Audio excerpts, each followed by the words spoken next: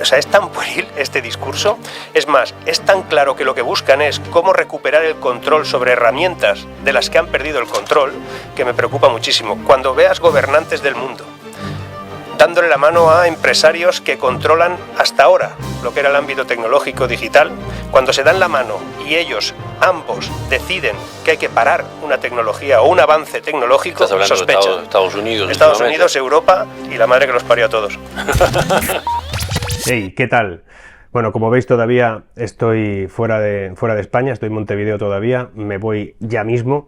La cuestión es que muchos de vosotros me habéis preguntado que por qué no he hecho ningún contenido referente a las elecciones municipales o a la convocatoria anticipada de elecciones generales en España el 23 de julio. Es que a mí ese tema no me pone demasiado.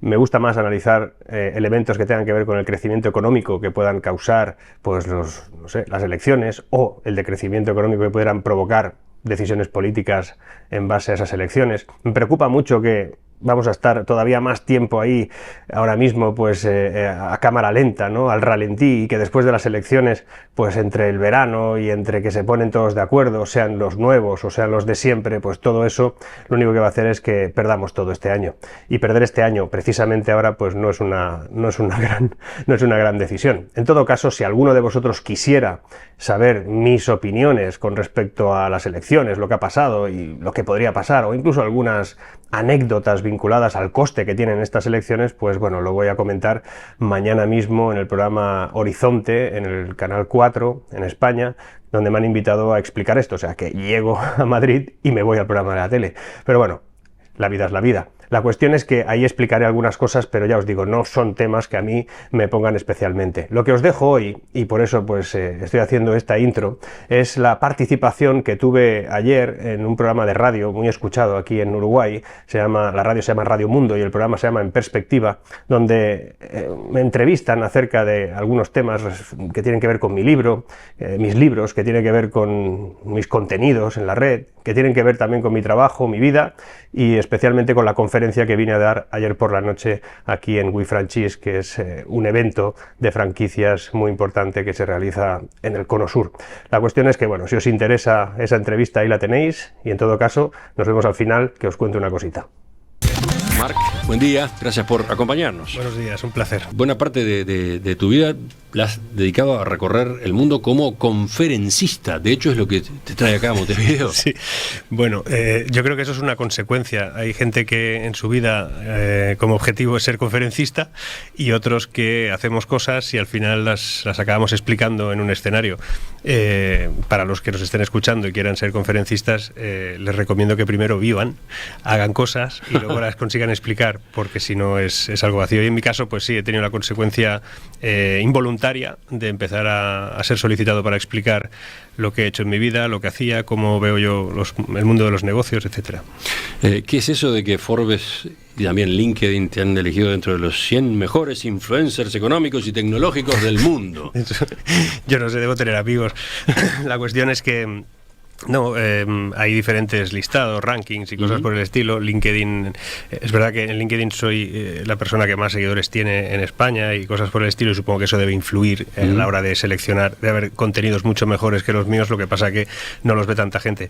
Pero sí que es cierto que cuando te eligen en una lista, también lo confieso, te acaban eligiendo en otras, porque apareces en rankings continuamente, y eso pues yo le doy un valor de verdad significativamente bajo. ¿Qué es la consultora? Porque decíamos, tú lideras tu propia consultora, All Rework, asesora a empresas en temas de transformación digital. Concretamente... Sí, bueno, yo soy una persona que monta negocios. Entonces ahora tengo y yo a los 17 años ya monté mi primer negocio en París, que me escapé de mi casa. Está en un libro que se llama Una hormiga en París, la historia, porque mucha gente me lo pedía que se lo explicara, y al final decidí hacer un libro. Ha sido lo que se dice un bestseller, porque explica cómo montar un negocio de la nada teniendo 17 años y saltándose todas las reglas, ¿no? Pero es verdad que a partir de ahí yo lo que descubrí es que a mí lo que me gusta es montar negocios, es poner en marcha mis propios proyectos, y no tanto por no tener jefe, que al final tienes más jefes cuando tienes tu propio negocio, sino por el hecho de que decides un poquito el camino por el que quieres ir y enfrentarte. Y en ese camino pues he conseguido crear varias consultoras, algunas me las he vendido. Me vendí una en España a la empresa Llorente y Cuenca, que se la quedó. También vendí otra empresa en Estados Unidos que se dedicaba pues a temas tecnológicos, y con todo ello pues al final dije, ya está, o sea, no vamos a vender más, no vamos a hacer una gran empresa, sino que vamos a crear una boutique, en este caso con unas decenas de personas trabajando conmigo, y lo que hacemos es asesorar a las empresas, asesorar cómo pueden iniciar ese paso de tránsito, que cada vez es más complejo y que además yo ya no le digo transformación digital, hoy lo explicaré, yo a esto ya le llamo transformación extendida. En Estados Unidos se le empieza a denominar E-Extended Economy, que es esa economía extendida porque ya trata mundos, escenarios que son difíciles de delimitar, ¿no? Ahora mismo lo digital delimitaba bien en la web, pero hoy en día ya no está todo en la web, está en otros espacios.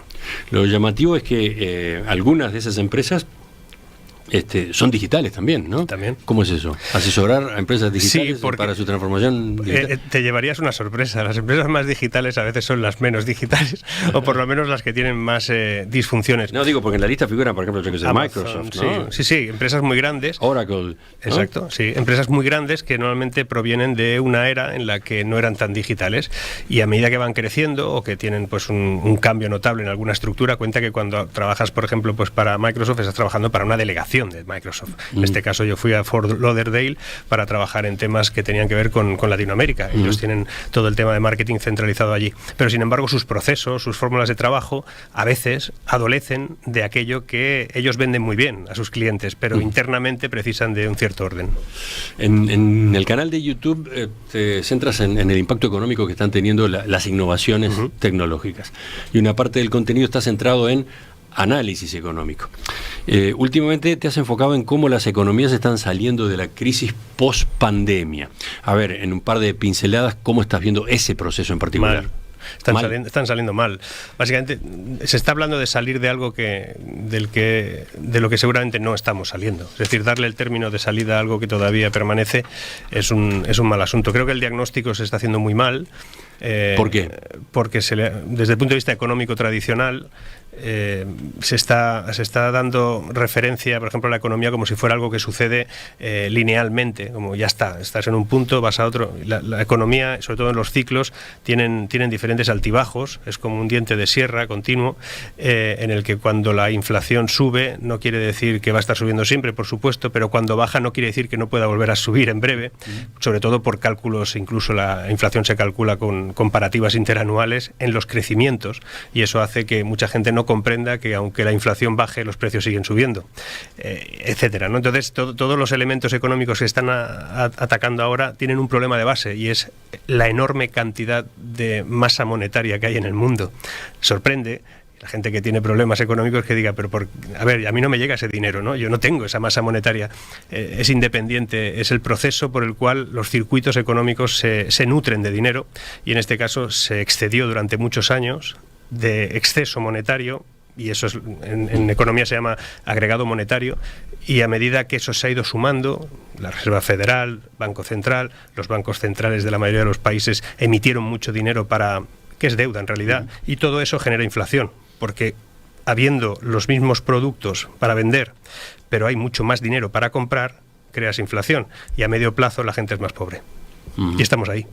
Y entonces, a ver, ¿cómo caracterizas este momento de salida, entre comillas? Bueno, lo primero, normalmente el problema que tenemos es que nuestros gobernantes son bastante, son hipócritas en su actitud. Es decir, ellos saben muchas veces que las cosas están peor de las que dicen, pero no les conviene. ¿Quién votaría a alguien que dice que todo está muy mal?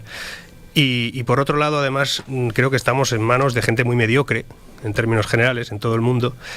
A la política llega gente que en el mundo privado seguramente no durarían ni 10 minutos en ningún lugar, y esa gente tiene que hacerse cargo de nuestras vidas. Y tenemos un problema grave ahí, porque muchos de ellos... Es ácido todo eso que estás diciendo. Ácido, muy ácido. No, es así. Yo he trabajado con ellos, los conozco bien.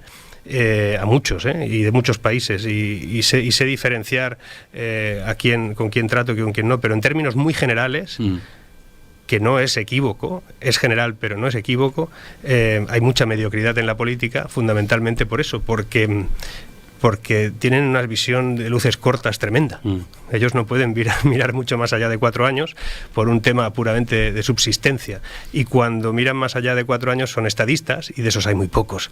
Y ahora mismo en la mayoría de lugares del mundo se está procurando no explicar que todos somos más pobres, porque en realidad el mundo se debe a sí mismo 3 veces y medio, y cuando una cosa se debe a sí mismo 3 veces y medio y no lo puede producir, es que es muy pobre. Tú hablas, en el caso de España, de una clase media low cost. Y menguante. Pero eso le está pasando a casi todos los países. La clase media low cost es ese grupo social que considera que es medianamente capaz de comprar un montón de cosas y acceder a muchísimos aspectos de comercio, incluso servicios, pero vive al día. Si se le rompen las gafas, entra en quiebra ese mes. O se le rompe el frigorífico, entra en quiebra ese mes. Sin embargo, pueden irse a París un fin de semana o pueden irse a un buen restaurante los jueves por la noche. Esa es la disfunción que hay. Además, estamos generando toda una clase social, sobre todo la más joven, que considera que casi todo en esta vida son derechos. Y eso es un drama al que nos vamos a tener que enfrentar. Hemos creado todo, desde las instituciones fundamentalmente, diciendo que tenemos derecho a 1000 cosas, generando una dependencia social tremenda. Es decir, las generaciones más jóvenes, también estoy generalizando, pero evidentemente hay de todo, pero lo observas en muchos movimientos que hay hoy en día que explican que tienen derecho a... Eso ya no es economía. Eso es sociología, pero tiene una dependencia económica, porque esa gente que dice tener derecho a 1000 cosas lo considera desde el punto de vista de que el Estado se lo tiene que proporcionar, olvidándose que el Estado proporciona aquello que es posible que pueda. Es decir, al final no son derechos, son servicios. Derechos fundamentales realmente hay pocos, y todo lo demás son servicios públicos que se pueden otorgar o no dependiendo de la capacidad del Estado. Muchos de estos también son aquellos que consideran que está bien que se suban impuestos, fundamentalmente porque así se podrá mantener ese estado, digamos, de subsidio, ¿no?, en gran medida, pero se olvidan de que para generar eso las empresas y el sector productivo tienen que tener capacidad de generar esa riqueza, y manteniendo tanto corsé es muy difícil de que se produzca. ¿Y qué rol, qué papel juega la tecnología en este proceso de recuperación, este proceso que viene accidentado, que viene con problemas? El ser humano ha sido capaz siempre de sobreponerse. También yo soy un humanista, o sea, yo considero que eso es así. Creo que la tecnología empodera a las personas, al contrario de lo que se nos va a decir con ese mainstream que hay oficial ahora mismo.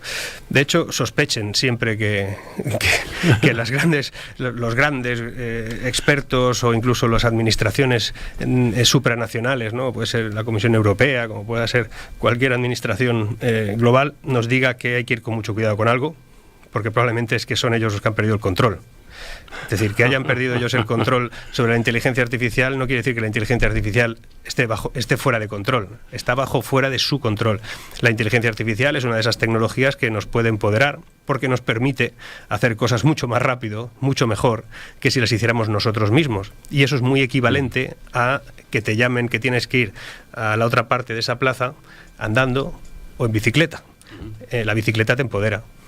O que te digan que tienes que levantar 20.000 kilogramos de algo. Si lo haces a mano vas a tardar 2 semanas, pero tienes unas máquinas que te lo levantan muy rápido. Eso te empodera. La tecnología siempre empodera al ser humano. El problema está en que hay una gente, hay un establishment, sobre todo los que han pagado esto, que lo que quieren es controlar el uso. Recordemos que Internet, cuando nació, era descentralizado. Web 1 era descentralizada. No había poderes alrededor de... O sea, fueron creándose empresas, pero no había ningún poder. El único era el que otorgaba el dominio. Pero a partir de ahí nació la Web 2, ¿no? Esa Web 2 en la que prácticamente es la que estamos ahora y en la que solo hay propietarios, ¿no? Hay grandes propietarios de la red y nosotros nos adscribimos a sus servicios. Y viene la Web 3. La Web 3 es esta, precisamente, en la que cada vez necesitas menos propietarios, entra en juego la descentralización, lo que tiene que ver con el uso de Internet sin que ninguna empresa te dé paso o no en ese ámbito. Por eso hay tantas redes descentralizadas ahora mismo creciendo en el mundo, y eso les preocupa. Y parte de todo ello es la inteligencia artificial. Que tú tengas en tu computadora la capacidad de hacer cosas que antes tardabas 2 semanas en apenas 20 segundos, con una calidad ciertamente interesante, y que tú puedas arreglarlo un poquito, pues eso preocupa a gente. Justamente, vayamos aterrizando en la inteligencia artificial. Hay un temor muy extendido, y es que esta tecnología elimine cientos de miles de puestos de trabajo. ¿Cuál es tu visión en torno a esa posibilidad? Va a eliminar millones de puestos de trabajo, sí. ¿Y qué? ¿Y qué? No, básicamente es que ha sucedido siempre. Vamos a ver, el problema no está en que elimine puestos de trabajo, el problema está en quién está trabajando para que cuando eso suceda tú hayas generado la cimentación necesaria para que se generen otros. Por ejemplo, el país con más robots per cápita del mundo es Corea del Sur, y allí no hay desempleo. El país con más robots per cápita en Europa es Alemania, y están en pleno empleo. El país con menos robots per cápita de Europa es Grecia, y tiene la mayor tasa de desempleo en estos momentos en Europa. Es decir, no coincide la automatización, la inteligencia artificial, no coincide con el desempleo que genera. Pero eso sucede porque alguien planteó estratégicamente eso. Es decir, vamos a generar eficiencias. Esas eficiencias generarán productividad, la productividad generará empleo, pero no donde estaba antes. Lo genera en otro escenario de mucho más valor, que hay que formar a esa gente, hay que prepararlo todo, y cuando lo haces así, entonces tu país tiene un PIB mucho más potente, con muchísima menos intervención humana en algunos ámbitos de poco valor, y donde hay personas generando alto valor, hay mejores sueldos, hay mayor participación en cotizaciones sociales, y sobre todo hay un crecimiento del PIB. Eso se puede organizar, ese es tu planteo. Claro, el problema es lo que te decía antes. ¿Quién está al mando? Gente que cuando les hablas de inteligencia artificial, lo primero que se les ocurre es cómo la controlamos. No, cómo hacemos algo con ella para cambiar el modelo productivo de este país. Hay un país aquí en Hispanoamérica, El Salvador, que independientemente de muchas diferencias, en muchos aspectos... Estás hablando del país presidido por Nayib Bukele, sí, o sea, una autoridad muy polémica, muy controvertida. Cogiendo con pinzas mil cosas, pero yo me quedo con un detalle, y es que es un hombre que, por ejemplo, el presidente es alguien que identifica la tecnología como una herramienta política. Él lo ha hecho con Bitcoin, pero detrás de eso a veces hay algo, o por lo menos podría haber algo, y es que ha decidido que la inteligencia artificial tenga un foco de atracción, desarrollo, inversión en su país. No sería la primera vez que un país del mundo se convierte en el centro neurálgico de una revolución tecnológica cuando aparentemente no era nada. Singapur, propia Corea del Sur, que era un patatal en los años 70 del siglo pasado, y ahora es la mayor potencia tecnológica de prácticamente toda Asia. Es decir, patatal. Patatal es donde se siembran patatas. Ah, ahora entendí. Era agrícola, saliendo de una guerra con Corea del Norte. Es decir, elegir un momento determinado de la historia y apostar por ella es un acto estratégico. Si eso lo haces por tu beneficio político, a mí, pues oye, todo el mundo tiene que mirar por sí mismo un poquito, ¿no? Pero en este caso puede beneficiar a su país. Entonces yo creo sinceramente que el no plantearlo estratégicamente, estamos en manos normalmente de gente, no digo que ese hombre no sea así, pero que la gran mayoría de gente está pensando más en las disfunciones de algo que desconoce, que no en potenciar algo que podría ser beneficioso para todos. Pero tú llegas a sostener que con la inteligencia artificial se van a crear más empleos de los que se destruyan. No necesariamente, pero tampoco... Se pueden, tú dices que se pueden crear más empleos que los que tampoco creo que se pueda calcular de forma neta esto. O sea, al final la inteligencia artificial es una parte de un sistema tecnológico que incorpora muchas más cosas, ¿no? Incorpora ciberseguridad, incorpora blockchain, incorpora robótica asistida, automatizaciones, RPAs. O sea, no solo es la inteligencia artificial, si la coges de forma unitaria no sabría hacerte el neto. En todo el conjunto estamos viviendo una revolución industrial de primer orden, como la que se vivió a finales del 18 con la máquina de vapor. Luego vivimos la segunda revolución industrial a principios del 20 con la mecánica pura y dura, luego la tercera, que se vivió en los años 60 del siglo pasado con la electrónica, y ahora estamos en la cuarta. Entonces, ¿qué pasa en esta cuarta? Pues que, como todas las revoluciones industriales o tecnológicas, no las vivimos a tiempo real, no las disfrutamos a tiempo real. Te voy a dar un ejemplo. Si nuestros oyentes ahora buscan en la hemeroteca más profunda de los finales del siglo XVIII, que hay por ahí documentos de cómo vivían las personas que trabajaban en una fábrica textil en el sur de Londres, finales del 18, y entraba una máquina de vapor, esa gente se revolucionó, escribió y se manifestaba porque quedaban expulsados de esas fábricas. Los titulares de entonces hablaban de primera crisis industrial. Nosotros hablamos de primera revolución industrial. Es decir, necesitamos tiempo para digerir estos procesos. Sí, y bueno, y se necesita capacitación o recapacitación de la fuerza laboral, ¿no? Seguramente. Hay países que eso lo están afrontando y otros que no. En definitiva, ¿cómo definirte? ¿Optimista? ¿Extremadamente optimista con respecto a las posibilidades que abre esta tecnología? El optimista sin demasiados elementos es un iluso. Te digo porque tú has señalado que ya no solo está en marcha una revolución, sino que comienza un nuevo modelo económico caracterizado por la deshumanización de la industria por completo. Sí. Es cuestión de tiempo. Es decir, al final... Deshumanización de la industria. Deshumanización de los procesos industriales. Ajá. De donde, bueno, también está un poco deshumanizada en algunos aspectos, pero al final nos llegan al corazón con los anuncios y el marketing. Pero la cuestión es que si entras en una fábrica automovilística hoy en día no ves a una persona en kilómetros. ¿Y por qué va a haber una persona ahí? Pues porque, no debería. Es peligroso, no aporta valor. En el libro La Era de la Humanidad, que es un libro del año 2019, tú concluyes que el ser humano va a poder aprovechar estas transformaciones para vivir mejor. ¿Qué quiere decir eso? Siempre ha sido así. Cada revolución industrial, tecnológica, ha requerido de un tiempo de adecuación, pero al final hemos vivido mejor. Si hacemos comparativas con cómo era el mundo hace 20 años, veremos que estamos técnicamente mejor en muchos aspectos. Es verdad que hay muchísimos problemas globales, pero luego además, si comparamos a principios, por ejemplo, del siglo XX, no había gente en la escuela, la gente se moría con una gripe. O sea, es decir, vamos a mirar con perspectiva las cosas y evidentemente siempre que hay un avance tecnológico siempre es posible mejorar la vida de los seres humanos. Ten en cuenta, por ejemplo, que la curación del cáncer está más cerca que nunca, y no lo está solo porque unos científicos estén logrando intuitivamente llegar a accesos en los que era impensable hace un tiempo gracias a un microscópico más potente. No, es gracias a la inteligencia artificial, que es capaz de identificar tantísimos datos que en estos momentos un ser humano en ningún momento podría adquirir. Por ejemplo, sabemos que hay tratamientos oncológicos que ha llevado a cabo, por ejemplo, IBM Watson, que es inteligencia cognitiva, que ha sido capaz de identificar qué tipología de tratamiento tenía que llevar a cabo, por ejemplo, una paciente llamada Ayako Yamashita en Japón, y fue curada gracias a este sistema cuando había estado desestimada por los seres humanos, ¿no? Pues eso, sinceramente, es una ventaja. Tú sostienes que la inteligencia artificial va a dar lugar a un nuevo contrato social, donde habrá una nueva relación laboral entre máquinas y humanos. A ver, en pocas palabras, ¿qué es eso, el nuevo contrato social? Esa es la clave de esta historia. Todo lo que hemos hablado esta media hora no tendría sentido si no identificáramos realmente qué es lo que está sucediendo ahora y qué es lo que estamos definiendo. Y por eso creo que, sinceramente, en esa apuesta tendríamos que estar todos los que pensamos sobre esto, los que trabajamos en esto, los que tienen que legislar sobre esto. Ese nuevo contrato social que ahora llamamos empleo y que va a ser distinto tiene que ver con ir a nuestro trabajo a aprender. Ir a nuestro trabajo a aprender. ¿Todos los días? Todos los días.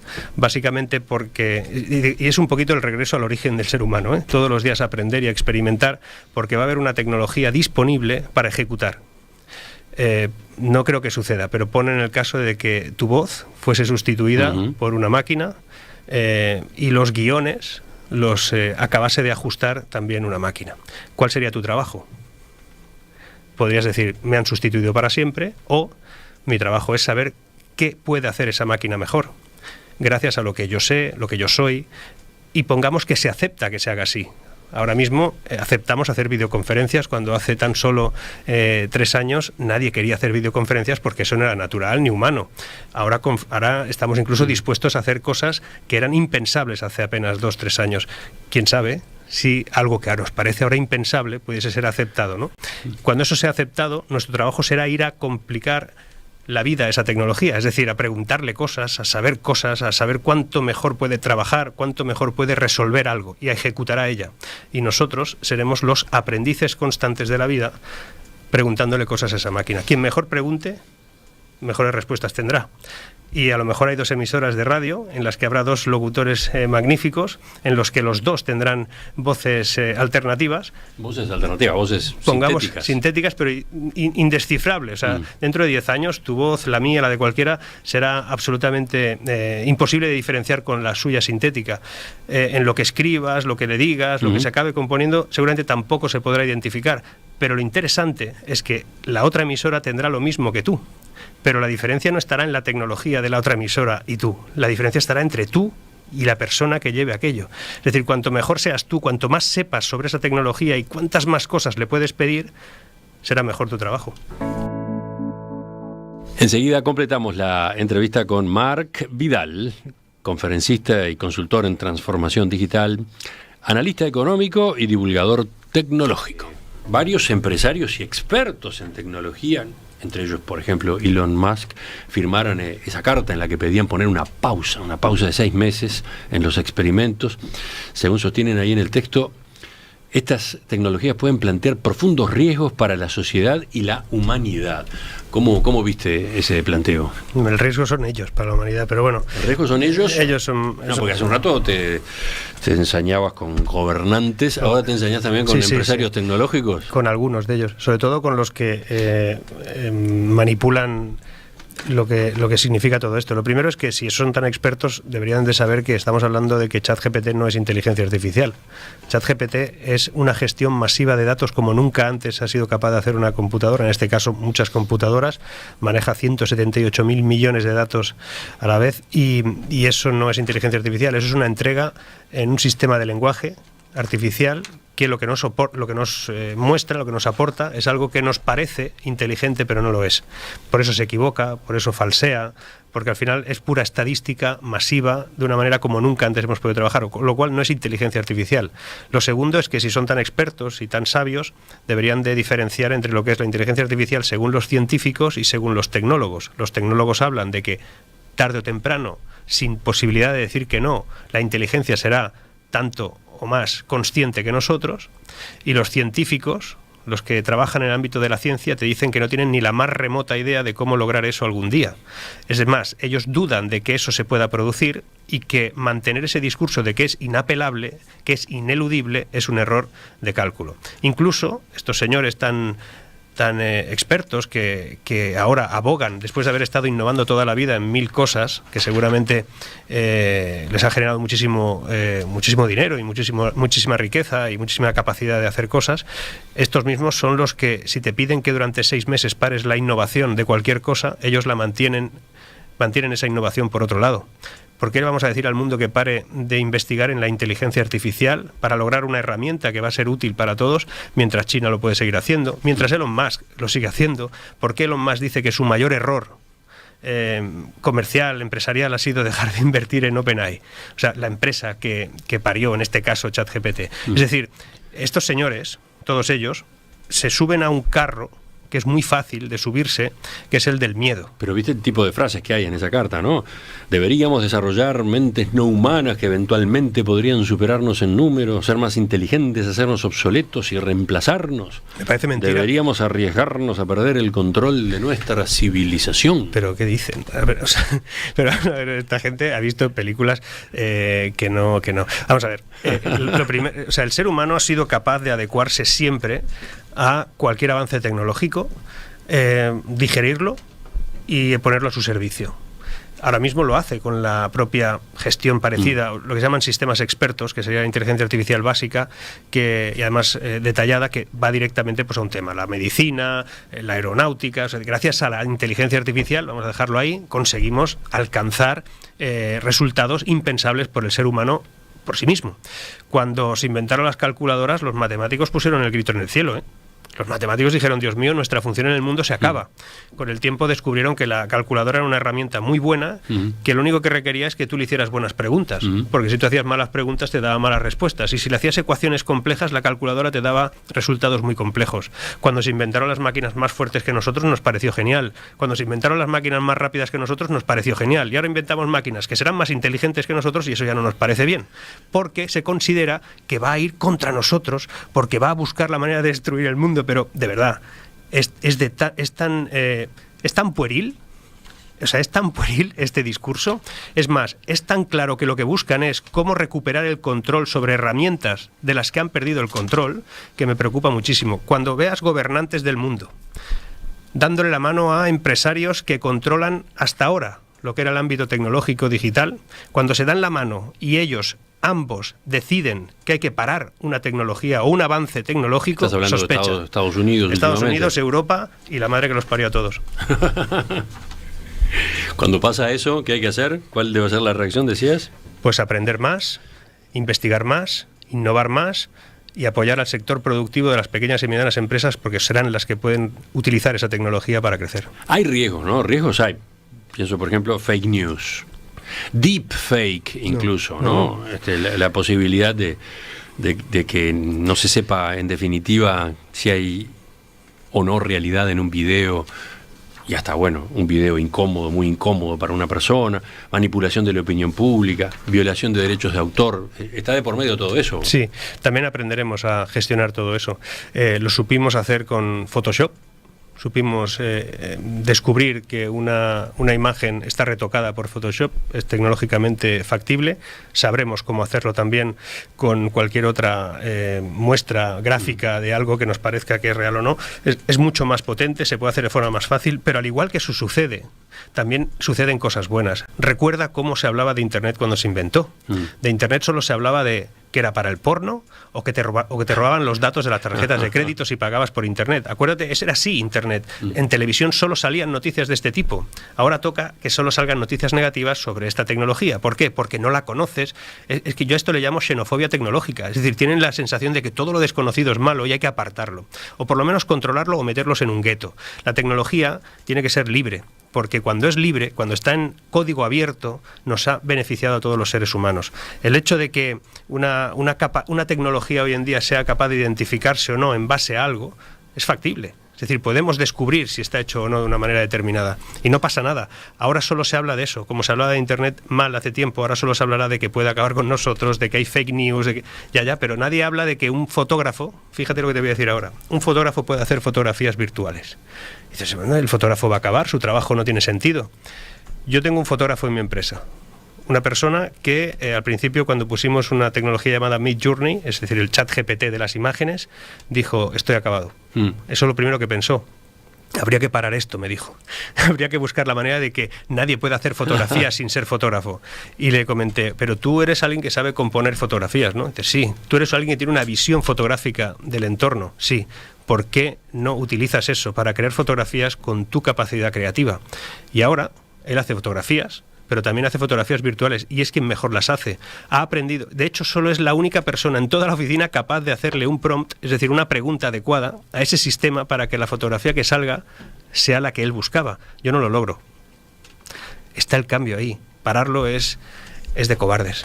Lo último, en el blog de YouTube también has analizado ahora hace poco qué países están más adelantados en cuanto al desarrollo de la inteligencia artificial. Y me llamó la atención el papel que le asignas a China.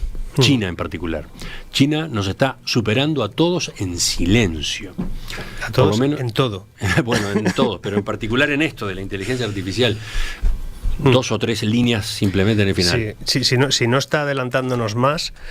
es por 2 razones. Una, porque no lo sabemos todo, y 2, porque se ha utilizado una decisión de política económica en el mundo que se decía que eso iba en contra de los intereses de la economía global, que es el proteccionismo. Es decir, se le ha aplicado un proteccionismo a China, precisamente, que era el país al que se le catalogaba de ese sentido. Yo no soy pro China en este sentido, pero creo que lo estamos haciendo muy mal todos los demás. Estamos diciéndole, ustedes no podrán importar algo que nosotros hacemos, pues ahora no se preocupen que ya lo hacemos. Huawei se acabó, pues ahora han creado un sistema operativo para Huawei mucho mejor que es decir, ojo con los chinos, porque ellos están invirtiendo muchísimo dinero en todo esto y además ya no es una fábrica de juguetes, ya no es una fábrica de muñequitos de papel, ahora es la fábrica del mundo de cosas tecnológicas muchísimo más avanzadas que en algunas de las que estamos haciendo, por ejemplo, en Europa, que nos hemos quedado tremendamente atrás. ¿Y entonces? ¿Qué puede o debe hacer Occidente? Invertir y aplicar reglas de libertad en el ámbito de la tecnología. No se puede estar todo el día poniéndole muros, barreras a un ámbito en el que es puramente desarrollo inesperado, y que además en lo inesperado suele haber una conquista. Mira, el futuro no se espera. El que espera el futuro lo pierde. El futuro se va. Al futuro se va a conquistarlo. En nuestros antepasados, en la historia de nuestros países, hay gente que unos decidimos venir aquí, otros decidieron defenderse aquí, unos decidieron coger su propia línea de vida. Yo veo desde aquí la estatua de alguien que lo determinó en un momento determinado, ¿no? Es decir, el futuro no se va creando sentado en el sofá. El futuro se va creando yendo a buscarlo. Y a veces nos conviene, y a veces no. A veces es contra nosotros, o a veces es contra alguien, pero no pasa nada. ¿Hablarás de estos temas en tu conferencia de hoy en WeFranchise? Una parte sí, de hecho la conferencia tiene como 3 fragmentos. Uno es ubicar la situación en la que estamos, parte de lo que hemos comentado hoy, la revolución tecnológica que vivimos, lo que tiene de bueno. A mí me gusta hablar siempre de las cosas buenas. La segunda parte es qué es eso de la transformación extendida, porque para mí es el elemento fundamental para gestionar la incertidumbre que vivimos hoy en día. Y la tercera es qué hacemos los seres humanos para enfrentarnos a todo esto. Es decir, qué habilidades tenemos que desarrollar. Es una conferencia en positivo, con algunos elementos críticos para que la gente despierte. Para que despierte. Marc Vidal, gracias por visitarnos esta mañana. Suerte entonces hoy y nos reencontramos en cualquier momento. Venga, un placer. Bueno, espero que os haya gustado el vídeo. Simplemente deciros una cosa más, y es que a partir del lunes que viene volvemos a los directos. Y el directo del lunes va a venir una persona que muchos habéis pedido y que además, no sé, tiene cosas muy interesantes que contar. Ha escrito un libro hace poco y en ese libro explica o nos pone delante del espejo como sociedad. La verdad es que es muy interesante y nada, tendréis que intentar adivinarlo. Como siempre, dadme nombres, personas que quieran o que queráis que participen en los directos. Ya os digo que los lunes de 8 a 9 no es una cosa que a todo el mundo le venga bien, pero bueno, a ver si podemos convencer a alguno más. Algunos de los que me pedís, ya os digo que no es que hayan dicho que no, es que han dicho que no pueden o que ahora mismo no es posible, con lo cual no os penséis que es que no los invito, es que algunos no pueden. Ok, nos vemos en el siguiente vídeo, que ya será desde España y ya será un contenido más normal, más específico con respecto a lo que se explica en este canal y también pues además más trabajado, porque estoy trabajando en algunos temas que estoy seguro que os van a interesar, desde la historia de Bitcoin hasta qué pasa con Goldman Sachs y eso de que Apple saque tarjetas de crédito o productos financieros, etcétera. Todo eso os va a interesar mucho.